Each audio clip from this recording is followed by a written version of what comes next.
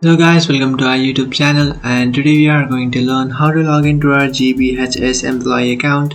So to log into your GBHS employee account, first of all you have to open up your browser. After opening up your browser, in search bar you can search for GBHS employee login, and after searching for that you'll come up to this page. From here what you can do is just tap on this first option which says staff login. After tapping on that first option, now what you can do is just tap on this option which again says staff login.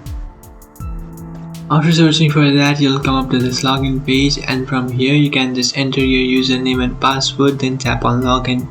After tapping on login, you'll successfully log into your account. You can also reset or recover your password by tapping on forgot password and create a new one.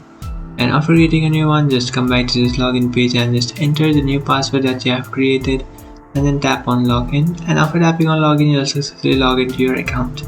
So that's it guys, this is how to log into your GBHS employee account. If you find this video helpful, don't forget to like and subscribe to our channel. If you find this video helpful, don't forget to like and subscribe to our channel. If you have any doubts, feel free to comment below. Thanks for watching.